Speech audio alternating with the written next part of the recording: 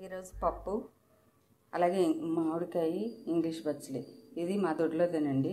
అలాగే మామిడికాయ కూడా మా చెట్టుదే. ఈ మూడింటితో నేను పప్పు తయారు చేసి చూపిస్తాను. పప్పు ఒక విజిల్ వచ్చిన తర్వాత ఇలా మామిడికాయ తరిగేసి కారం కొంచెం పసుపు వేసానండి. చింతపండు బదులుగా అప్పుడప్పుడు ఇలా మామిడికాయ సీజన్లో మామిడికాయ వేసుకుంటే బాగుంటుంది. ఇది కూడా ఒక విజిల్ వచ్చిన తర్వాత కాస్త మెదిపి తాలింపు పెడితే మనకు పప్పు రెడీ అయిపోతుందండి. పప్పు ఇంగ్లీష్ పచ్చడి మామిడికాయ ఉడికిపోయిందండి. అలా ఉడికిన దాన్ని ఇలా పోపు చేసుకొని కొంచెం ఇంగువ,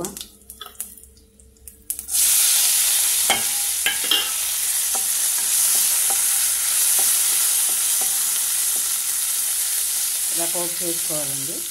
చేసుకుని ఈ పప్పుని ఫైనల్గా దీని మీద వేసేస్తున్నాను.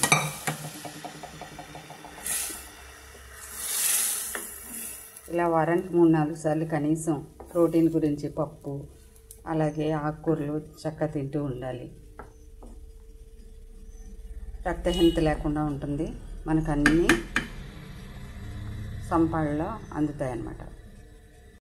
ఈరోజు పప్పు అలాగే మామిడికాయ ఇంగ్లీష్ పచ్చడి. ఇది మా దొడ్లోదేనండి. అలాగే మామిడికాయ కూడా మా చెట్టుదే. ఈ మూడింటితో నేను పప్పు తయారు చేసి చూపిస్తాను. పప్పు ఒక విజిల్ వచ్చిన తర్వాత ఇలా మామిడికాయ తరిగేసి కారం కొంచెం పసుపు వేసానండి. చింతపండు బదులుగా అప్పుడప్పుడు ఇలా మామిడికాయ సీజన్లో మామిడికాయ వేసుకుంటే బాగుంటుంది.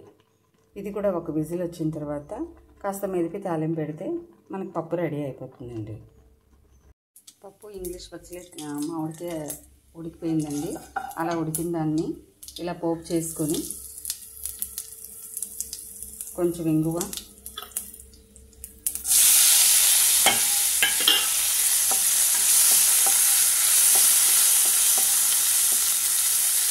ఇలా పోపు చేసుకోవాలండి. చేసుకుని ఈ పప్పుని ఫైనల్గా దీని మీద వేసేస్తున్నాను.